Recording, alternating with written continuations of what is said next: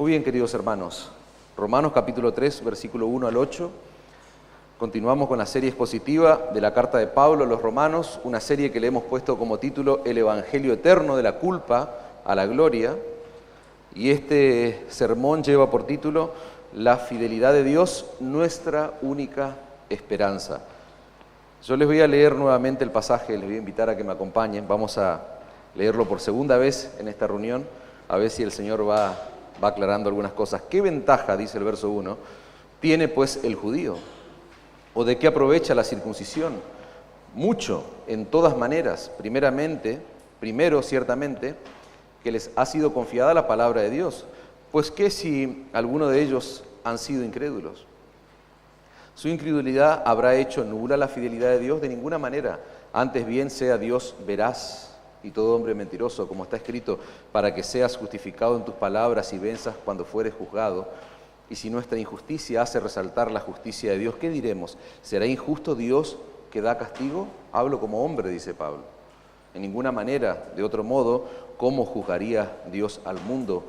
Pero si por mi mentira la verdad de Dios abundó para su gloria, ¿por qué aún soy juzgado como pecador? ¿Y por qué no decir, como se nos calumnia y como algunos cuya condenación es justa afirman que nosotros decimos, hagamos males para que vengan bienes? Hasta ahí, hermanos. ¿Qué es lo que nosotros estamos aprendiendo? Yo creo que este texto amerita hacer un resumen rápido de lo que venimos estudiando desde que comenzó la predicación de Romanos. Nosotros vimos desde el capítulo 1 que Pablo está tratando de probar algo en su carta, y es precisamente que toda la humanidad, sin distinción, está en problema cuando se trata de la justicia de Dios. Cuando nos presentamos frente a la justicia de Dios, todos estamos en problema, por lo cual todos, sin distinción alguna, necesitan de esa salvación que Dios ofrece en Cristo a través del Evangelio. Eso es lo que Pablo está argumentando en resumidas cuentas. Y fíjense qué interesante, porque Pablo, lo hemos dicho ya en sermones anteriores, Pablo no comienza la predicación del Evangelio con este speech que hoy tenemos en nuestros días: Dios te ama. Dios te ama, Dios tiene un plan para tu vida, Dios tiene algo maravilloso, Dios tiene propósitos para vos. No es lo que nosotros vemos en la pluma del apóstol Pablo. Él comienza hablando acerca de la ira de Dios. Él comienza advirtiendo de que la vida de todo ser humano termina en el tribunal de Dios. Hacia ese lugar vamos. Él comienza tratando de demostrar que todos estamos en pecado, que todos nosotros estamos en problema cuando tengamos que presentarnos y comparecer en ese tribunal a donde tu vida va a terminar. Todos estamos en problema, salvo que, a menos que aceptemos ese regalo de la justicia de Dios, que Él mismo ofrece a través de la fe en Cristo. Nosotros podemos apropiarnos, somos pecadores, miserables pecadores, condenados. Vamos camino a ser ajusticiados, podríamos decir, si te presentás en tu justicia, que de nada sirve en el tribunal de Dios, salvo que te ampares en la justicia de Cristo. Y eso es lo que viene desarrollando Pablo. La carta a los romanos, muchos estudiosos, muchos eruditos dicen que es el tratado más completo que hay sobre el Evangelio en toda la Escritura. O sea, se trata del Evangelio en profundidad, con mucha claridad, con mucha contundencia también. Es muy difícil decir, no entiendo lo que la carta está diciendo. Sí hay pasajes como estos que tenemos que escarbar y tratar de descifrar algunas cosas, pero el resto está muy claro. Pablo viene demostrando en los capítulos anteriores que los paganos, aquellos que han corrompido la gloria de Dios, aquellos que han transformado la gloria de Dios en una imagen corruptible, ¿se acuerdan? Capítulo 1, versículo 18 al 32, y a ese grupo de gente, y que hay muchos en el mundo, Pablo les habla y los confronta con la realidad del juicio de Dios. Pero cuando llegamos al capítulo 2, dijimos que tenemos que imaginarnos como si hubiera moralistas en ese auditorio, en esa audiencia donde va a ser leída esta carta, y quizás están diciendo, sí, hay que destruir a los paganos, a los idólatras, pero no a la gente de bien. Se habla mucho en nuestro país de gente de bien, el argentino de bien, ¿verdad? en la esfera política es un término que escuchamos mucho. Bueno, Pablo tiene mucho para decirle a los moralistas, a los religiosos, a los que confían en su religión, en su moral, en su decencia, aquellos que se perciben como muy buenos, están bajo el juicio de Dios, dice Pablo. No están exentos de esa realidad. ¿Por qué? Porque nadie escapa, nadie tiene excusa. Y el último grupo al cual él le destina mucha porción de texto es a los judíos. Que si había gente que se creía mejor que el resto del mundo, eran precisamente los judíos. Los judíos eran el pueblo escogido por Dios, eran la nación más privilegiada del Antiguo Testamento. Sin embargo, ya hemos visto semana atrás que a pesar de todos esos privilegios, los judíos también son culpables ante la justicia de Dios. Los judíos también necesitan del Evangelio. Y ahora en este pasaje que nosotros acabamos de leer, Pablo está como anticipando, por decirlo de alguna manera, los argumentos o las preguntas o los posibles ataques que podría él recibir de un judío promedio de su época. Entonces, si ser judío no garantiza la salvación, ¿de qué sirve entonces ser parte del pueblo de Dios, ese pueblo escogido, del pueblo del pacto? ¿Acaso Dios ha fallado a sus promesas? Es el planteo, en resumidas cuentas, que nosotros vemos allí en el pasaje que acabamos de leer. Fíjense que Pablo va a responder a todos esos argumentos mostrando una de las verdades más impactantes, más gloriosa de toda la Escritura, y es la fidelidad de Dios nunca falla. Aunque nosotros seamos infiel, aunque el hombre sea lo que es, Dios es totalmente diferente al hombre y su fidelidad nunca falla. Ese es el corazón del Evangelio. Y tiene sentido, hermanos, porque si la fidelidad de Dios dependiera de mi obediencia, dependiera de mi decencia, estaríamos todos perdidos. Pero nuestra salvación descansa en un Dios que permanece, contrario a lo que un judío promedio estaría planteando, nuestra salvación descansa en un Dios que permanece fiel a su pacto de gracia. Y Él lo ha cumplido plenamente en una persona, en Cristo Jesús, en un lugar, en la cruz del Calvario. Eso es lo que nosotros aprendemos del Evangelio y ese es el énfasis, hermanos, de este pasaje. Entonces, lo que tenemos en estos 8 primeros versículos del capítulo 3, ustedes imagínense esto, para poder entender esto, imagínense una discusión que está ocurriendo allí. Es lo que podríamos pensar como un debate que Pablo está teniendo. Capítulo 1, fuerte, capítulo 2 también se mete en un terreno complejo, porque él está ahora atacando a lo de su propia etnia, a lo de su propia nación, y no es por falta de amor a los judíos, porque él era judío entre los judíos. Y más adelante en la carta vamos a ver cuánto le duele a Pablo que los de su propia nación rechacen el Evangelio. Entonces llegamos al capítulo 3 y lo que tenemos es una especie de planteo u objeciones que Pablo escribe inspirado por el Espíritu Santo. ¿Por qué? Porque no hay mejor judío que él para saber lo que piensa y lo que hay en el corazón de sus coterráneos, vamos a decir así. ¿Por qué? Porque él era perseguidor de los judíos. Él sabía muy bien cómo piensa un judío promedio. Entonces lo que tenemos en los 8 versículos es una especie de debate, una especie de discusión de la que podría tener él con un judío de la época, que intentaría confrontar todas las verdades que él viene estableciendo desde el capítulo 1. Entonces, ¿qué es lo que vemos en nuestro pasaje? Hay 4 objeciones y a esas objeciones Pablo va a dar respuesta. Entonces, si tuviéramos que estructurar este sermón para aquellos que toman nota, lo primero que vamos a ver es tratar de entender las objeciones. O sea que vamos a hacer una lectura panorámica de todo el pasaje y vamos a ver para saber dónde estamos parados. Después vamos a ver cuál es la esencia de esas objeciones que están planteando o que estaría planteando este judío promedio. ¿En qué consisten esos argumentos? Lo que vamos a ver es la debilidad de esos argumentos y lo último es la respuesta que Pablo está dando. Que repito, vamos a hacer un salto de un pasaje al otro porque es la forma en que nosotros vamos a entender la naturaleza de este texto. Así que empecemos viendo cuáles son las objeciones. Veamos rápidamente eso, hermanos. Fíjense que el primer argumento o la primera objeción de lo que sería un judío promedio de la época es acerca de su ventaja como ser parte del pueblo de Israel. no como ser, perdón, ellos son ya parte del pueblo de Israel, entonces el planteo va por ahí. En el verso 28 del capítulo 2 y 29, fíjense que Pablo dice que el verdadero judío es aquel a quien Dios le ha circuncidado el corazón. No importa la raza, no importa la nacionalidad, decíamos en aquel entonces. Y ahí, frente a ese planteo, se levanta la primera objeción. ¿Qué ventaja tiene entonces el judío? ¿O de qué aprovecha la circuncisión? ¿Qué es la circuncisión? Es la señal, decíamos. Era una señal en el pueblo de Israel. Entonces, este judío promedio está preguntando, entonces, ¿de qué sirve ser judío? ¿Acaso no tenemos ninguna ventaja sobre los gentiles? O sea, todo lo que está en el Antiguo Testamento fue en vano. Todo lo que Dios hizo cuando llamó a Abraham, el pacto que hizo con él, la circuncisión como señal, como sello de ese pacto, ¿ahora eso no tiene ningún valor? Vos venís y nos hablás a nosotros de que la verdadera circuncisión es en el corazón. ¿Qué pasa con nosotros? Pablo está exponiendo verdades que están confrontando la mente de cualquier judío de su generación.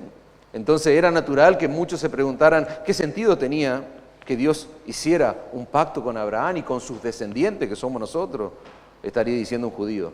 ¿Acaso no es un privilegio el hecho de que Israel haya tenido en sus manos nada más y nada menos que la ley de Dios, la palabra de Dios, dice en otra traducción de la Biblia de las Américas, los oráculos de Dios?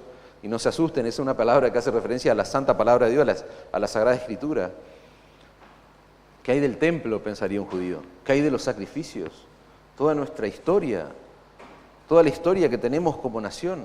Ahora, ¿nada de eso tiene importancia?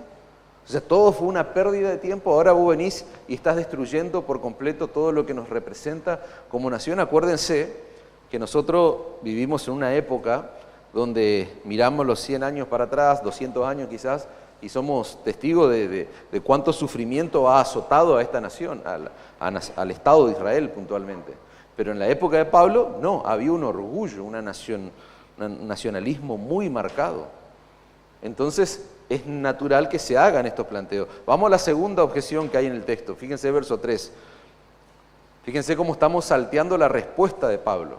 Ahora vamos a ver al final la respuesta de Pablo. Pongamos nuestra atención en los planteos. Versículo 3. Pues que si alguno de ellos han sido incrédulos. Miren acá. El punto es, ¿de qué sirve entonces todos los privilegios que tenemos? Ese es el primer planteo. No sirve de nada, y ahora ellos van, y ustedes van a ver una espiral descendente en los planteos porque vamos a ir de mal en peor. O sea, vamos a llegar hasta la blasfemia en el planteo. Entonces ahora ellos están diciendo, ¿no sirve de nada aquello, todo nuestro pasado? Ahora, ¿qué pues si alguno de ellos han sido incrédulos? Es decir, algunos judíos han sido incrédulos. ¿Que su incredulidad habrá hecho nula la fidelidad de Dios? O sea, que de pronto entre nuestras filas tengamos algunos que han sido incrédulos. ¿Eso anula todo lo que Dios nos prometió, todo lo que Dios nos dijo? Y ese planteo apunta a las promesas que Dios le había hecho a Israel en el Antiguo Testamento. O sea, esas promesas están sujetas a la fe nuestra para que se cumplan, a la fe de los israelitas. Porque si es así, si tiene que ver con la fe nuestra, o sea, ¿dónde está la fidelidad de Dios? Porque muchos fueron incrédulos, es lo que estaría pensando un judío. ¿Qué pasó en el Antiguo Testamento, hermano? Dios promete bendecir a Israel, y ahora todo lo que Pablo está enseñando, todo lo que Pablo está argumentando, parece ser que la infidelidad de Israel anula la fidelidad de Dios. Entonces el argumento, palabras más, palabras menos, que estaría diciendo un judío, nosotros sabemos lo que debemos creer. Pero eso no elimina la realidad de que Él nos escogió como pueblo, Él nos escogió como nación, Él nos dio la circuncisión como la señal de ese privilegio que tenemos ante el mundo. Entonces, si Dios prometió bendecirnos, Él tiene que bendecirnos. Entonces, ese es el planteo que está haciendo la mente de un judío promedio. ¿Por qué? Porque su fidelidad no tiene por qué depender de nuestra fidelidad. Fíjense la arrogancia que hay en esa objeción. Vamos a la tercera objeción, versículo 5. Vuelvo y les repito, miren cómo vamos de mal en peor. Y si nuestra injusticia hace resaltar la justicia de Dios, ¿qué diremos? ¿Será injusto Dios que da castigo? Y acá Pablo añade algo y dice, hablo como hombre. Es como que Pablo está diciendo, hasta me incomoda escribir estas cosas, pero Pensemos en la lógica humana, o sea, en un hombre promedio, en un judío promedio. ¿En qué consiste este planteo, hermanos? Ellos están planteando que está bien, nuestro pecado está mal, nuestro pecado es lo más oscuro, pero eso tan oscuro es lo que hace resaltar la luz de esa justicia perfecta de Dios. Entonces, mi pecado viene a ser como una especie de bendición. O sea, mi justicia es una bendición. ¿Por qué? Porque eso hace posible que Dios haga un despliegue más amplio, más grande de su propia justicia. Eso es lo que están objetando los judíos. O sea, está bien, entiendo que mi pecado está mal, pero ¿eso acaso no hace que brille más la gloria de Dios al bendecir a su pueblo? Y fíjense, si esa objeción es correcta, entonces ¿cómo puede ser posible que Dios derrame ira sobre los pecados de los hombres? Porque eso nos plantea a nosotros y empezamos ya a filosofar, ¿no es cierto?, frente a ese tipo de argumentos. Si tiene razón lo que están argumentando, planteando, entonces está mal que la ira de Dios caiga sobre todo pecador. Si nuestros pecados son los que hacen posible que la ira de Dios, que la gloria de Dios brille, entonces el plan de salvación que Dios ideó no está bien, no es correcto. Ellos están confrontando ese plan que Pablo viene desarrollando en los capítulos anteriores, yo les decía. Dios no debería castigarnos por nuestros pecados. ¿Por qué? Porque al final de cuentas nosotros le estamos haciendo un favor al pecar. Porque está bien, nosotros pecamos, pero Él brilla más. Es lo que ellos están pensando. Y si queremos agregarle un poquito más de picante, Dios debería hasta darnos las gracias por nuestros pecados. Él debería agradecernos, porque nuestra injusticia es necesaria para que Dios pueda manifestar su justicia. Si no, ¿cómo Dios va a manifestar su justicia si fuéramos todos buenitos, santos? A ese nivel de perversión están llegando las objeciones. Vamos a la última. Es similar a la anterior, pero es más grave. Es una blasfemia, literalmente. Versículo 7. Pero si Dios por mi mentira, pero si por mi mentira la verdad de Dios abundó para su gloria, ¿por qué aún soy juzgado como pecador? ¿Y por qué no decir, como se nos calumnia y como algunos cuya condenación es justa, afirman que nosotros decimos, hagamos males para que vengan bienes? Vamos por parte. Fíjense que Pablo viene declarando el argumento de un judío promedio, y por qué no decir, pero ahora abre un paréntesis, y ahora es hablando él, diciendo cómo se nos calumnia. Y como algunos cuya condenación es justa, ahí ya hay una sentencia, afirman que nosotros decimos, cierra paréntesis, ¿y qué es lo que decimos los judíos? Hagamos males para que vengan bienes. O sea, hagamos más mal, más pecado, para que seamos más y más bendecidos. Bueno, eso es parecido al argumento que tienen aquellos que creen en la pérdida de la salvación, si me viene eso a la mente. ¿Qué es lo que comúnmente se dice cuando se argumenta en contra de la seguridad de la salvación del creyente? Aquellos que piensan que podemos perder nuestra salvación. ¿Qué es lo que dicen? Si la salvación es por gracia, entonces yo voy a vivir como se me da la gana. ¿Por qué? Porque al final de cuentas, la salvación no depende de Cristo. ¿De quién depende? De mí. ¿No es cierto? Y yo voy a ser más bendecido y más bendecido. Y Pablo, fíjense que la sentencia es clara, se nos calumnia como que nosotros decimos eso, pero eso no es lo que decimos, eso es literalmente una mentira, un engaño, eso es una calumnia. ¿Se va entendiendo, hermanos, cuáles son los planteos que tiene nuestro texto? Si Dios es glorificado al mostrar misericordia a los pecadores, ¿debemos llegar a la conclusión de que mientras más grande el pecado, más grande la misericordia? Esa es una pregunta para pensar.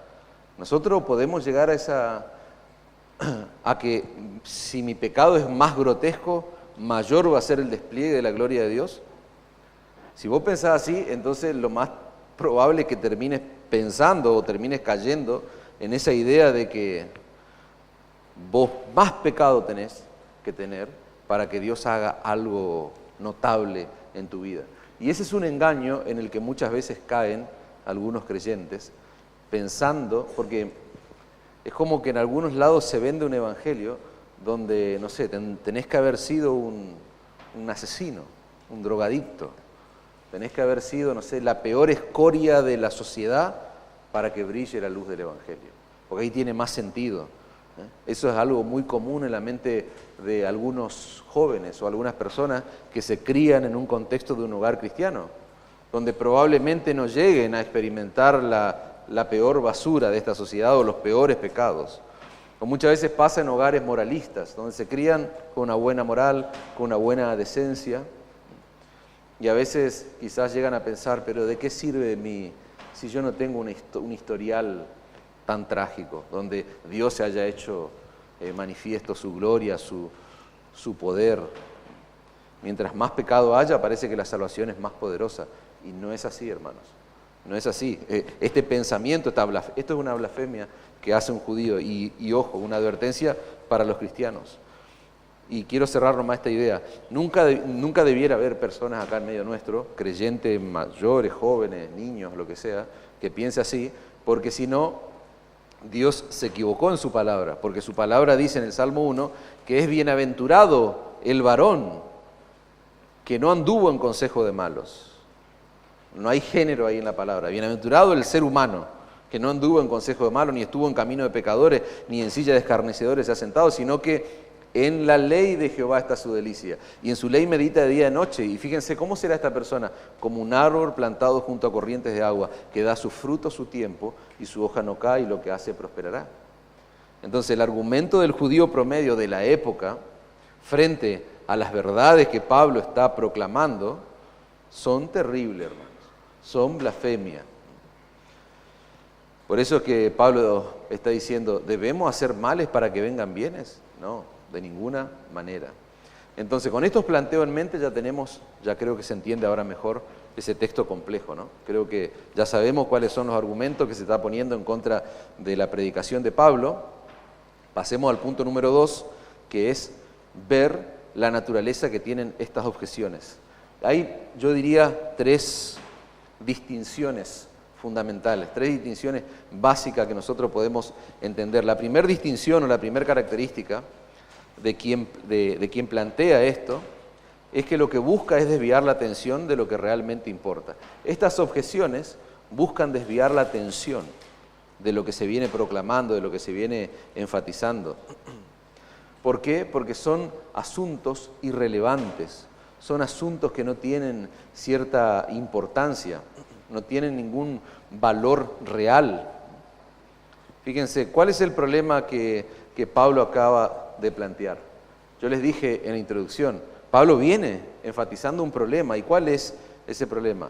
Que si Dios es perfectamente justo y nosotros somos perfectamente injustos, perfectamente pecadores, entonces ¿cómo yo me voy a presentar delante de Él cuando tenga que comparecer en su tribunal?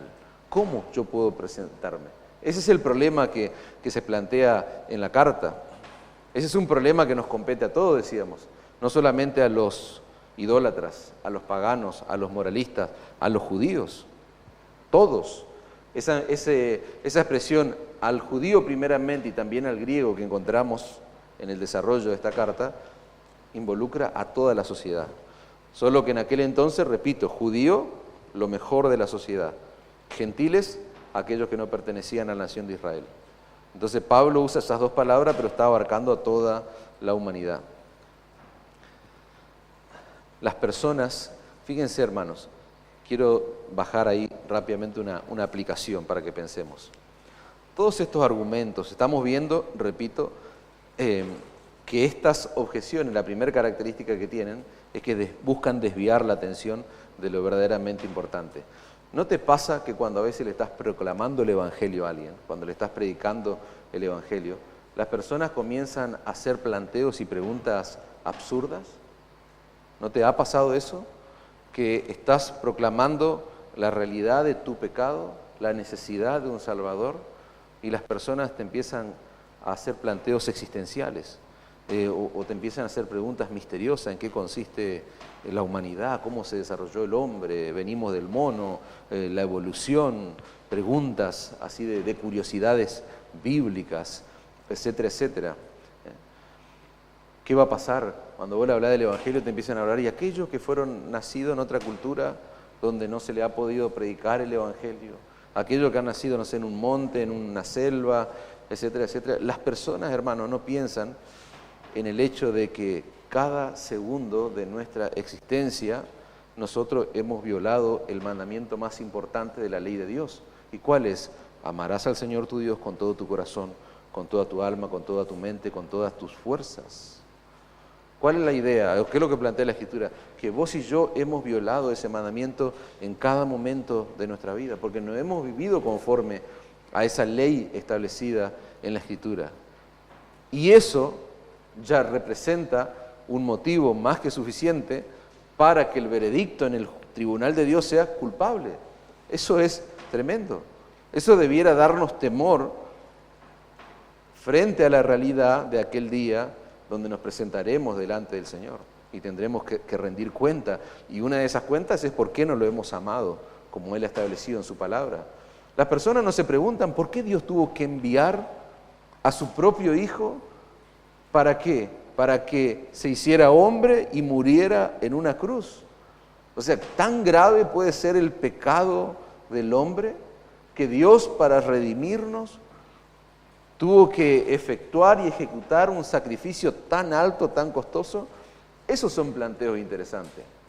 No de dónde venimos, si venimos del mono, y todas las pavadas que a veces surgen cuando estamos intentando proclamar el Evangelio a alguien. Bueno, Pablo está frente a ese tipo de planteos. Él está proclamando una verdad gloriosa y está recibiendo ese tipo de argumentos, que lo que buscan es desviar la atención. Hay cosas, hermanos, que nosotros podemos ignorar. Hay cosas que podemos ignorar, pero hay otras que no. Y estas preguntas son relevantes. ¿Qué va a pasar? Como yo le decía antes, tan grave es el pecado del hombre, ¿por qué Dios tuvo que ejecutar a su propio Hijo? Vayamos a la segunda característica de estas objeciones. Dijimos, buscan desviar la atención de lo verdaderamente relevante. Fíjense, este tipo de objeciones no tienen un fin, o sea, no buscan llegar a algo concreto. ¿Por qué? Porque no tienen un interés genuino en encontrar respuestas a estas preguntas. Objeciones de esta naturaleza son hechas solo con el hecho de confundir y de distraer. Esa es una característica que vemos en el pasaje. Otra característica, hermanos, y esta quizás sea la más terrible, otra distinción que tienen, es que cada vez se vuelven más grotescas, más irreverentes. Yo le decía de una espiral descendente, vamos de mal en peor en los planteos. ¿Por qué? Porque es como que se va subiendo de tono en el nivel de blasfemia, hasta que se llega a la insolencia total, hasta que se llega a la soberbia total. Y eso es evidente cuando vos comparás la primera con la última de las preguntas. ¿Cuál fue el primer planteo? Fíjense, se está desviando la atención hacia un tema secundario. Es un argumento vacío, hueco, pero no es una mala pregunta en sí la que se podría hacer. ¿Y la primera cuál era? ¿Acaso qué sentido tiene ser judío? ¿Qué pasa con el pacto de Abraham? ¿Qué pasa con las promesas de Dios que Dios le hizo a la nación de Israel? Eso no es tan grave en sí, la primera, porque un judío sincero se podía haber hecho esas preguntas sin tener quizás una mala intención. Pero la segunda no solamente desvía la atención, sino que en una forma muy sutil está conectando la fidelidad de Dios con mi fidelidad o mi infidelidad. Acuérdense que ya se van metiendo en la segunda con la fidelidad de Dios. Dios promete algo, si Dios prometió tiene que cumplirlo, independientemente si yo lo crea o no. La tercera objeción, ¿cuál era? Dijimos, es tan ridícula y es tan pecaminosa. ¿Por qué?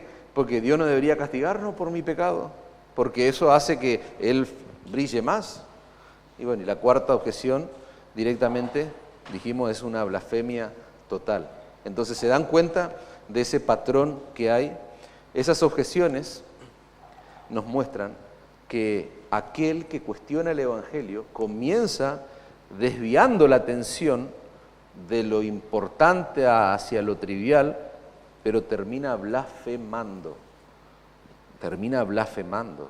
y termina enfrentándose nada más y nada menos que con el Dios del Evangelio. Repito, este tipo de objeciones nos muestran que aquel que cuestiona puede terminar en una blasfemia total. ¿Por qué? Porque como no quiere creer, va a tratar por todos los medios posibles de buscar un propio refugio para su conciencia. Muchas personas experimentan, hermano, un sentido de culpa cuando escuchan el Evangelio y es ahí donde empiezan quizás a desviar la atención o a ridiculizar al mensaje o a ridiculizar al mensajero. Tal como dice Pablo en el capítulo 1, prefieren detener con injusticia la verdad antes que reconocer que están en problemas por causa de sus pecados y que deben aceptar humildemente el someterse a Dios y recibir por la fe la salvación que Dios ofrece en Cristo. Bien, vayamos al tercer punto, hermanos. En tercer lugar, dijimos, vamos a ver las debilidades que tienen estas objeciones. Vimos cuáles son, vimos la naturaleza, en qué consisten, vimos ahí unas características de estas objeciones. Ahora veamos la debilidad. En primer lugar, hermanos, no solamente son pecaminosos estos argumentos, sino también son ilógicos. Pablo viene argumentando acerca de la necesidad universal del Evangelio. ¿Eso incluye a los judíos? Sí. Pero un judío promedio, en vez de querer averiguar un poco más acerca de esto, para tratar tal vez de entender cómo podemos arreglar nuestras cuentas con Dios, cómo siendo una nación tan incrédula, hemos entregado al mismo Hijo de Dios, hemos condenado al mismo Hijo de Dios. Bueno, ¿cómo podemos saldar esos pecados? En vez de hacer eso, lo que ellos quieren es que Pablo responda inquietudes, porque las argumentaciones son como inquietudes que ellos tienen. Es como si estuvieran diciendo, dame explicación, dame la explicación de las cosas que a mí me inquietan, que a mí me molestan. Dame la explicación para que yo después le pueda prestar atención a eso que vos decís de Jesús, que no es ni más ni menos que lo que nos pasa cuando estamos predicando el Evangelio a alguien. A veces tenemos preguntas, planteos sin sentidos. Es como que la gente pretende que nosotros al proclamar un mensaje, como el mensaje del Evangelio, le resolvamos la vida, los misterios de su vida, o los asuntos existenciales.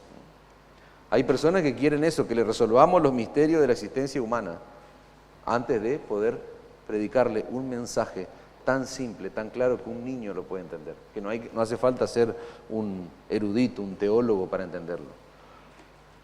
Ustedes imagínense este escenario. Yo pregunto, cuando ustedes van al médico y el médico determina ahí cierto diagnóstico, cierto problema de salud, cierta enfermedad, ¿ustedes qué le preguntan al médico? Que él le declare exactamente, con total precisión, la droga que tiene esa medicación que le va a diagnosticar, dónde fue creada, con cuántas personas fue probado, quién fue el creador, cómo se origina la droga, dónde se cosecharon los elementos, si es que estuviera... O sea, ¿ustedes hacen ese tipo de preguntas? Cuando van a un médico y el médico le dice, estás enfermo, tenés esto y tenés que tomarte este medicamento. ¿Ustedes preguntan ese tipo de cosas? Y después recién, bueno, ahora sí, doctor, voy a tomar la medicina. No hacemos eso. Nadie, quizás hay algunos que lo hacen, pero creo que la mayoría no hacemos eso. No actuamos en base a ese tipo de argumentaciones. La gente compra una computadora, pienso en otro ejemplo. Vos, ¿qué haces? Probablemente vas, comprás y te dicen, bueno, cómo encenderla, cómo apagarla, dónde está el botón de encendido, cosas básicas, elementales.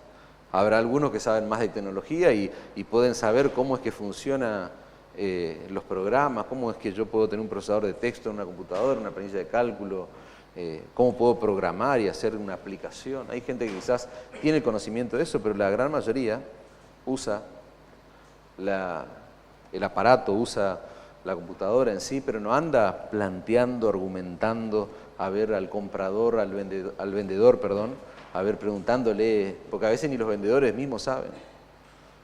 Pero ¿qué hace el hombre, hermano? ¿Qué hace el común de la gente? Cuando se presenta frente a la realidad del Evangelio, ahí sí demandamos que nos expliquen los grandes misterios de la vida. Ahí demandamos, antes de humillarme delante de Dios, Y reconocer algo tan simple como lo que se proclama en el mensaje del Evangelio, no.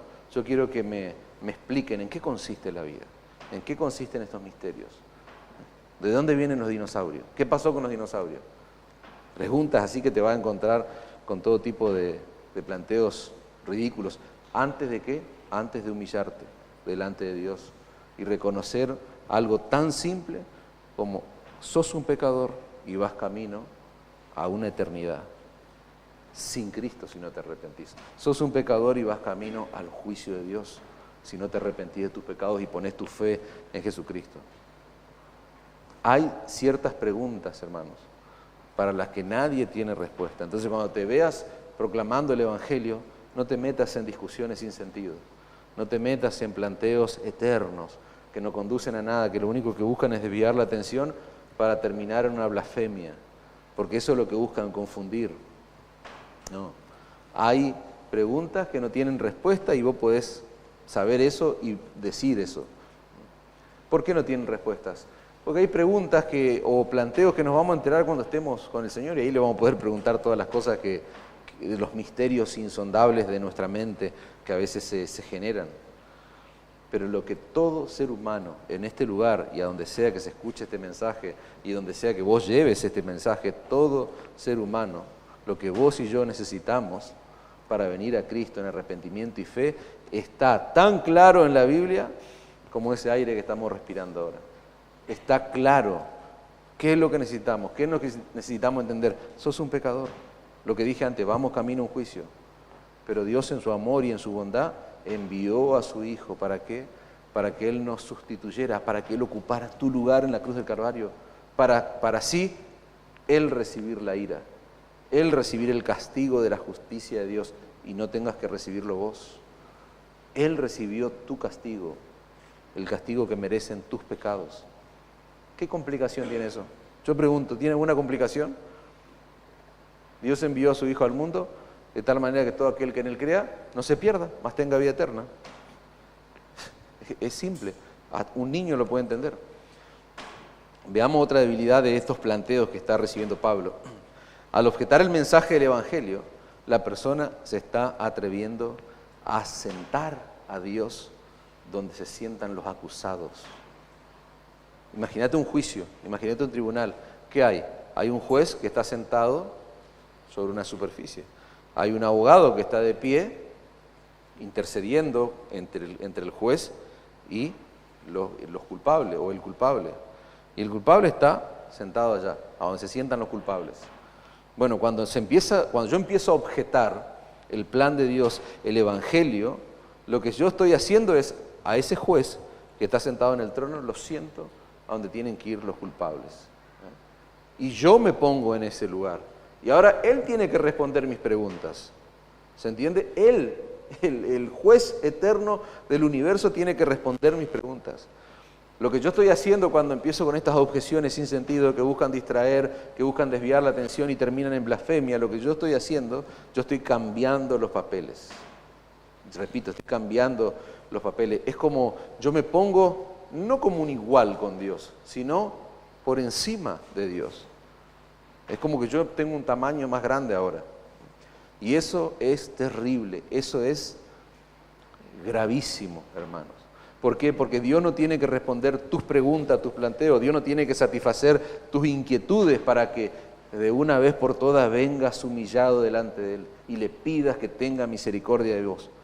El mundo no funciona así, las cosas no funcionan así, y menos si se tratan con Dios. Si se trata de Dios, no funciona así. Más adelante, cuando nosotros veamos allí en Romanos capítulo 9, nosotros vamos a encontrar un escenario similar. ¿Por qué? Porque Pablo está hablando de la soberanía de Dios en la salvación, de que Él salva a quien Él quiere salvar. Y tenemos otro escenario donde hay una suerte de planteos que aparecen allí, similares a los que estamos viendo ahora. Versículo 19 dice, pero me dirás, ¿por qué? Pues inculpa. O sea, ¿por qué Dios actúa de esa manera? Porque ¿quién ha resistido a su voluntad? Mas antes, fíjense la respuesta de Pablo, oh hombre, ¿quién eres tú para que alterques con Dios? ¿Dirá el vaso de barro al que lo formó, por qué me has hecho así? O sea, Pablo le está hablando a aquellos que cuestionan a Dios. ¿Quién sos vos? ¿Quién te crees que sos? Y lo hago así porque hay un énfasis ahí, hermano. No es que Pablo está diciendo, ¿y por qué vos estás altercando contra Dios? ¿Y por qué? No, Pablo es enfático en el texto. ¿Quién te crees? O sea, ¿quién te hizo subir ahí en ese pedestal? Y fíjense qué interesante. ¿Quién eres tú, oh hombre? O sea, sos un hombre. Ese es el punto clave. Sos una criatura. Y lo mejor que puede hacer una criatura, lo mejor que puede hacer un hombre tan diminuto, tan frágil como vos, es colocarse en la posición que le corresponde. ¿Y cuál es? Sos un hombre y nada más. Lo más vil y menospreciado de este mundo, lo más débil de este mundo, sos una criatura. ¿Y qué tenés que hacer? Tenés que aceptar esa distancia infinita que hay entre Dios y nosotros. Sos nada comparado con el Dios eterno que gobierna este universo. Nada somos. ¿Dios no tiene que rendirte cuenta? ¿Acaso Dios le va a rendir cuenta al hombre de cómo Él actúa, de cómo Él funciona, de por qué Él es soberano? No, hermanos, de ninguna manera. Somos nosotros los que vamos a comparecer en su tribunal. Somos nosotros los que vamos a tener que responder ante Él, no Él a nosotros. En ese día no va a importar lo que vos pienses de Dios. En ese día lo único que va a importar es lo que Dios piensa de vos. Esa es la realidad. Vamos al último punto, hermanos. Fíjense cómo Pablo ahora sí da respuestas. Vimos las objeciones, vimos la naturaleza de estas objeciones, vimos la esencia, las debilidades de estos planteos, y ahora Pablo da respuesta. En realidad él ya viene, objeción y respuesta, pero nosotros decidimos plantear el pasaje de otra forma. Fíjense versículo 1 de nuevo. ¿Qué ventaja tiene entonces ser judío? ¿De qué aprovecha la circuncisión? ¿Tiene sentido que seamos parte de la nación de Israel? Mucho, dice Pablo, en todas maneras. Primero, ciertamente, que le ha sido confiada la palabra de Dios. ¿Cuál es la primera respuesta de Pablo, hermanos? A ustedes se le ha confiado la palabra de Dios. Pablo le está diciendo a los judíos que se le ha confiado la revelación de Dios en el Antiguo Testamento. Repito, la revelación, las escrituras del Antiguo Testamento. Y eso es un enorme privilegio, tener acceso a la santa palabra de Dios. Eso es lo que está diciendo Pablo. Ustedes tienen un tremendo privilegio. Pero, acá viene la distinción. El hecho de tener las escrituras en sus manos, eso no es un seguro, eso no es una tarjeta, una garantía de que no serán partícipes de la ira de Dios en su juicio. En ese sentido, ustedes como judíos no tienen ninguna ventaja contra otra nación, es lo que está planteando Pablo en el texto. Los judíos tuvieron un privilegio terrible. Dios les confió su palabra, hermanos. El Antiguo Testamento fue entregado a ellos, los pactos, las promesas, la revelación de la ley, los profetas. Todo eso fue una muestra de la gracia del pacto, hermanos. Pero ese privilegio no los salvó. Ellos recibieron luz, pero esa luz se transformó en condenación. ¿Por qué? Porque terminaron rechazando a Cristo, aquel que no puede ser rechazado, aquel que no puede ser ignorado sin que haya consecuencias. Eso es lo que Pablo le está planteando en el texto. No confíes en tus privilegios, en el tremendo privilegio de ser poseedor o de tener en tu posesión la palabra de Dios. Bien, hermanos. Fíjense la segunda respuesta, versículo 3. La segunda respuesta, versículo 3. Pues que si algunos de ellos han sido incrédulos, judíos incrédulos decíamos antes, su incredulidad habrá hecho nula la fidelidad de Dios. Y Pablo responde, de ninguna manera, antes bien sea Dios veraz y todo hombre mentiroso, como está escrito, para que seas justificado en tus palabras y venzas cuando fueras juzgado. Fíjense que Pablo está diciendo que la incredulidad del hombre no hace nula la fidelidad de Dios. Repito, la incredulidad o la infidelidad del hombre no anula la fidelidad de Dios de ninguna manera. Al contrario, como dice el título del sermón, la fidelidad de Dios es nuestra única esperanza. Y si fuiste infiel y si fuiste pecador, con más razón. ¿Por qué? Porque Dios es fiel cuando promete y Dios es fiel cuando advierte. Entonces, miren la fidelidad de Dios. Yo les dije en la introducción, este es el corazón del Evangelio. Dios permanece fiel. ¿Y cómo es el corazón del Evangelio? Porque Dios es fiel cuando promete y Dios es fiel cuando advierte. Dios es fiel cuando promete salvación a pecadores como nosotros, que no tenemos otra esperanza fuera de Cristo. ¿Y dónde está la fidelidad de Dios? Si venís arrepentido, clamando por misericordia y perdón, ¿qué vas a recibir? Misericordia y perdón vas a recibir. Si pones toda tu fe en la obra, en Cristo, en su persona y en su obra, recibirás la vida eterna y no serás condenado. Esa es la promesa del Evangelio. Y Dios es fiel. Dios es fiel cuando promete, pero Dios es fiel cuando advierte. Todo aquel que rechaza al Hijo será condenado. El que no cree ya ha sido condenado. Es una terrible advertencia. Y Dios es fiel cuando advierte también, hermanos. En su palabra Dios no solo promete bendecir a aquellos que vienen a Él en arrepentimiento y fe. Él también promete castigar a todos aquellos que se mantienen firmes en su obstinación, aquellos que se mantienen firmes en su incredulidad.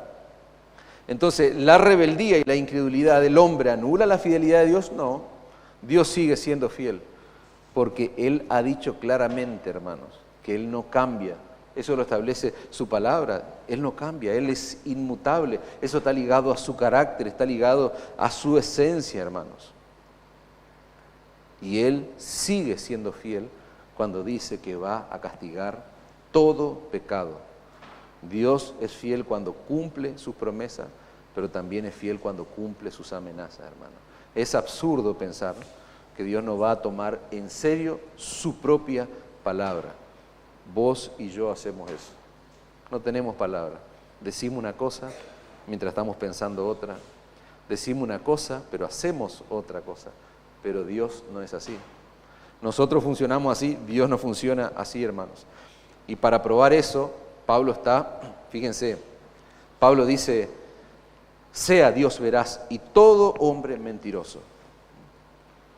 Ahí está describiendo al hombre en su esencia, pero también está describiendo a Dios en su esencia. ¿Y qué es lo que está haciendo Pablo? Pablo está citando, aparecen otras palabras allí, pero es la misma cita del Salmo 51. ¿Ustedes recuerdan? A David, después de haber pecado con Betsabé, pecó terriblemente. ¿Se acuerdan el ocaso de su vida hacia donde él llegó, tocó fondo? Y escribe el Salmo 51 y dice, versículo 4, contra ti solo he pecado y he hecho lo malo delante de tus ojos, para que seas reconocido justo en tu palabra y tenido por puro en tu juicio. Fíjense que David está dejando bien claro que Dios siempre tiene la razón. ¿Cuándo? Cuando juzga, cuando castiga el pecado. Él está en lo peor, tocó fondo por causa de su pecado y Él está reconociendo, eres justo en tu juicio. Estás castigando mi pecado, mi grave pecado, eres justo. ¿Por qué? Porque Dios siempre será coherente con su carácter santo y justo en cada una de sus sentencias, en cada uno de sus veredictos. Entonces, la realidad de nuestro pecado evidencia la realidad de la justa justicia de Dios. Por eso es que Pablo, más adelante, él va a decir lo siguiente. Fíjense, Romanos capítulo 3, versículo 19. Pero sabemos que todo lo que la ley dice, lo dice a los que están bajo la ley. ¿Y quiénes están bajo la ley? Nosotros estamos bajo la ley. ¿Por qué? Porque la ley de Dios va a revelar nuestra incapacidad de cumplirla.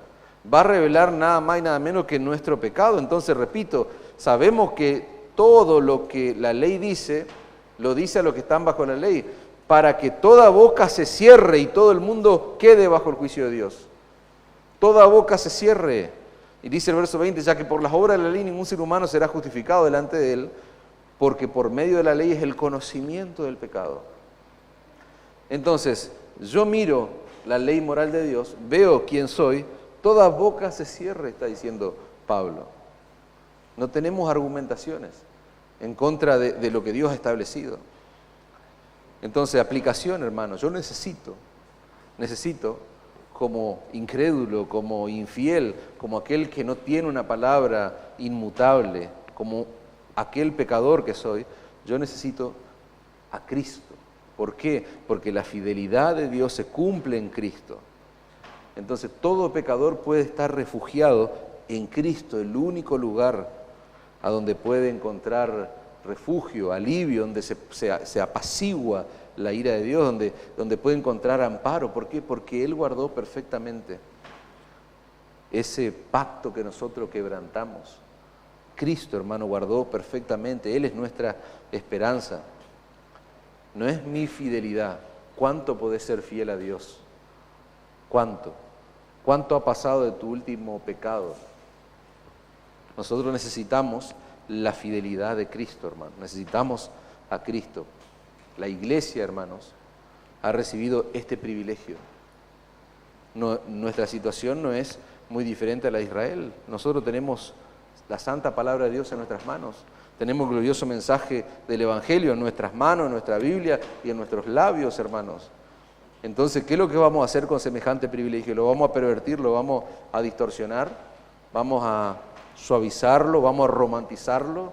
¿Vamos a vender verdura? ¿Vamos a hablar de psicología? No, hablemos la palabra de Dios, prediquemos fielmente el Evangelio, somos administradores de la palabra de Dios, pongamos la palabra de Dios en lo más alto. Y la pregunta es, ¿somos fieles en esa área como iglesia? ¿Estamos siendo fieles? ¿Estamos resguardando la palabra de Dios? ¿La estamos pervirtiendo? ¿O la tomamos como un privilegio como hacían los judíos y pensando que por tener las escrituras en sus manos ellos... No, algo que tenía que dar gloria y honra a Dios terminó llevándolo a ellos a una condición de condenación. Que no ocurra lo mismo con nosotros, hermano. Fíjense la tercera respuesta de Pablo, versículo 5. Y si nuestra injusticia hace resaltar la justicia de Dios, ¿qué diremos? ¿Será injusto Dios que da castigo? Hablo como hombre. Y fíjense la respuesta. En ninguna manera. De otro modo, ¿cómo juzgaría Dios al mundo? Repasemos un poco este planteo. ¿Se acuerdan cuál era el argumento? Ellos decían, ya que la injusticia del pecador es una oportunidad para que Dios manifieste su carácter, su bondad, su gloria, decíamos, que Dios brille en su máximo esplendor gracias a mi pecado, gracias a mi justicia. Entonces, ¿sería injusto que Dios castigara por el pecado? Cuando en realidad lo que le estamos haciendo es un favor a Dios. Eso es lo que estaban planteando ellos. Y Pablo dice, en ninguna manera, en ninguna manera.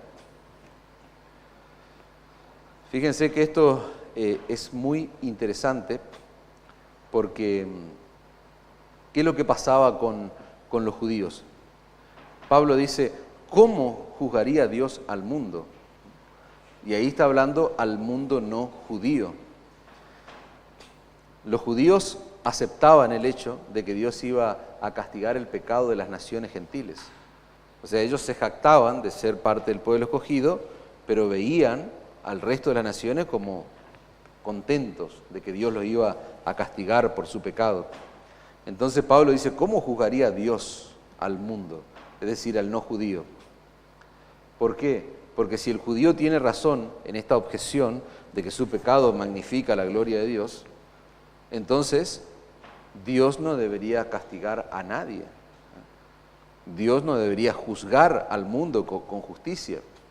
¿Por qué? Porque si la injusticia del judío hace resaltar la bendición, la bondad, el carácter misericordioso de Dios, ¿qué hay con la injusticia del gentil? O sea, con la injusticia o el pecado de aquel que no es gentil. Sucedería lo mismo, es la respuesta que Pablo está dando. Fíjense qué interesante cómo Pablo, inspirado por el Espíritu Santo, confronta ese engaño, esa mentira. Entonces Dios tendría que agradecer a los judíos por su pecado, porque si ustedes lo que pretenden es que Dios le agradezca por su pecado, entonces Dios también tendría que agradecerle a aquellos que no son judíos. Y eso fue, pero una bomba en la mente de un judío promedio, porque ellos odiaban a los gentiles. Ellos odiaban a los que no eran judíos. Entonces, eso que Pablo le está diciendo lo está confrontando duramente. Y lo que hace Pablo no es ni más ni menos que confrontar el gran pecado de esta nación, su hipocresía. Su hipocresía. ¿Cuál es? No, hay una regla para nosotros, pero para los otros hay otra regla. Dios funciona de otra manera. Eso es una hipocresía terrible. Dios nos guarde de caer en esa conducta, hermano. Y que entendamos que Dios es la medida de su misma justicia. Si Dios no juzgara el pecado, Dios dejaría de ser Dios. Y eso es lo que ellos no entendieron.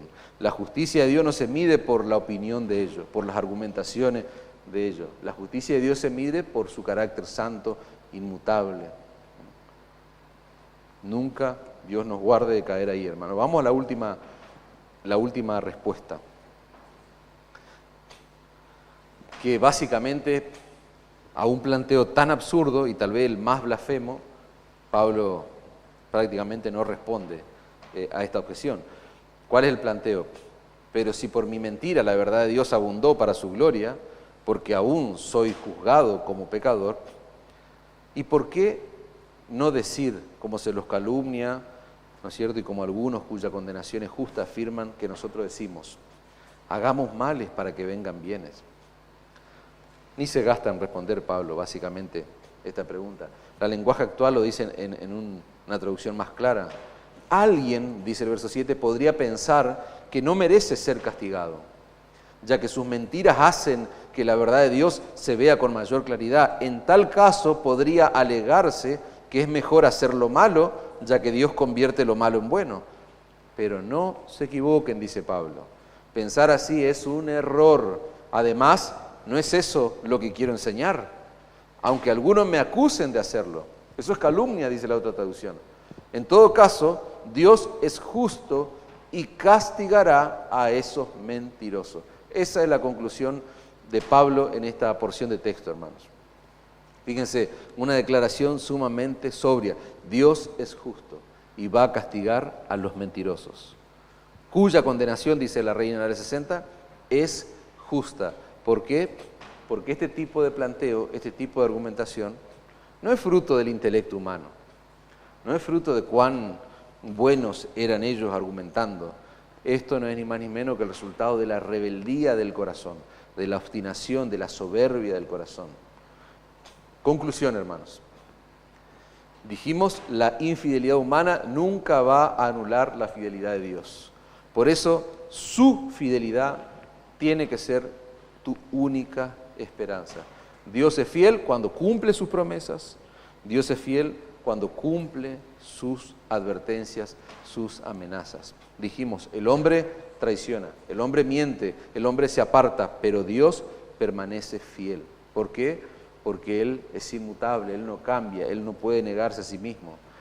Y esa fidelidad, ¿dónde la vemos? Esa fidelidad tiene un rostro, esa fidelidad tiene un nombre, esa fidelidad se hizo carne, habitó entre nosotros, vino a este mundo, fue a la cruz del Calvario, murió por nuestros pecados, fue sepultado, fue levantado de entre los muertos al tercer día, ascendió y hoy está a la diestra del Padre. Esa fidelidad tiene un nombre, Jesucristo, hermanos. Él es la evidencia suprema de que Dios cumple sus promesas y sus advertencias. Porque fue necesario. ¿Por qué Dios tuvo que ejecutar a su propio Hijo? Por tu pecado, por mi pecado. Esas son las preguntas que vale la pena hacerse. Dios cumple su promesa, Dios cumple su pacto, Dios ejecuta su justicia. Entonces, si vos sos un verdadero creyente, no confíes en ningún privilegio. Lo hemos dicho antes y lo repetimos ahora. No confíes en tu religión, no confíes en nada de eso. Confía en algo que no cambia y es la fidelidad inmutable de Dios, que fue personificada, que fue reflejada en Cristo. ¿Qué debo hacer como creyente? Guardar su palabra, someterme a ella, vivir bajo su voluntad, reflejar su gloria, no a través de mi pecado, sino a través de mi obediencia y mi gratitud. Y yo le dije antes, hicimos mucha similitud con los planteos que a veces recibimos cuando predicamos a Cristo. No confundas, no te confundas, no te sientas que te están corriendo cuando te hacen planteos sin sentido, o cuando te hacen esas preguntas misteriosas del universo y de la vida. No nos amedrentemos, hermanos. ¿Con quiénes? Con aquellos que se perciben intelectuales en este mundo, aquellos que son muy estudiosos de la ciencia, aquellos que son muy estudiosos de la filosofía, aquellos que quizás tienen muchas preguntas interesantes, relevantes, aquellos que se perciben superiores a los pobres cristianitos como vos, a los pobres creyentes que esa fe es una excusa, es de mediocre, No te sientas amedrentado, hermano, no te sientas confundido. ¿Por qué? Porque no hay nada más sabio que un hombre y una mujer pueda hacer que reconocer su necesidad de la justicia de Dios. Eso es lo más sabio que vos podés hacer. Dejar a un lado tu intelecto, dejar a un lado tu propia sabiduría y reconocer que necesitas la justicia de Dios. La justicia de Dios que Él da libremente ¿a quién? A pecadores como vos y como yo. Que no tenemos ningún tipo de justicia que valga la pena, ningún tipo de justicia que sea relevante en su tribunal. Esa justicia nosotros no la podemos obtener por nuestros propios medios, por portarnos bien. Hoy salgo de acá y voy a ser mejor hombre, mejor mujer, mejor joven. No, nuestras mejores obras son como trapo de inmundicia, dice la Escritura. Nosotros no podemos obtener ese tipo de justicia, pero Dios ha puesto su justicia al alcance de todos. ¿Cómo? Por medio de la fe en Jesucristo. Simple y sencillo. Hasta el más pequeño lo puede entender por medio de la fe en Jesucristo. Entonces, lo peor que una persona puede hacer es argumentar contra Dios. No argumentes. Necesitas de su justicia, necesitas de un Salvador. Ningún argumento, acordate, lo hemos visto en esta especie de escenario de discusión, de debate que Pablo tiene con un judío promedio. Ningún argumento será demasiado bueno. ¿Para qué? Para que vos escapes del justo juicio de Dios cuando tengas que presentarte delante de Él para rendir cuenta. En ese día se acabaron tus argumentos, en ese día no importa lo que vos pienses de Dios, importa lo que Él piensa de vos. Entonces, cuando estemos delante de la presencia del Dios Todopoderoso, de ese Dios infinitamente santo, de ese Dios infinitamente justo, no hay argumento que valga, pero sí hay una justicia que vale, y es la justicia de Cristo. Por lo cual, si entre nosotros hay alguien que necesita esa justicia, lo mejor que hoy puede hacer, no mañana, no pasado, no la próxima vez, no, hoy, es ir a Cristo en arrepentimiento y fe. Ir a Cristo, rendite ante el Señor. Rendite. ¿Por qué? Porque ese Dios que es perfectamente justo, que es perfectamente bueno, Él diseñó un plan de salvación correcto, un plan de salvación perfecto. Él cargó toda tu miseria en la persona de su Hijo. Eso es perfecto. ¿Para qué? Para que nosotros no tengamos que pasar por esa copa de su ira, que esa copa de la ira de Dios no recaiga sobre nosotros. Ese es un plan perfecto que tiene que ver con la sabiduría de Dios. ¿Y qué? ¿Yo no tengo que hacer nada? Yo no tengo que hacer nada para obtener, porque vos estás acostumbrado a hacer para tener. Acá funciona distinto. Es más, yo fui hoy a la iglesia. No, Dios te trajo a la iglesia. O sea, el Evangelio es eso, es Dios yendo al hombre. Nosotros pensamos que vamos hacia Dios. No, pero Él es Él orquestando los eventos, las circunstancias, las condiciones. Entonces, como dice la Escritura, si escuchas hoy su voz, no endurezcas tu corazón. Amén.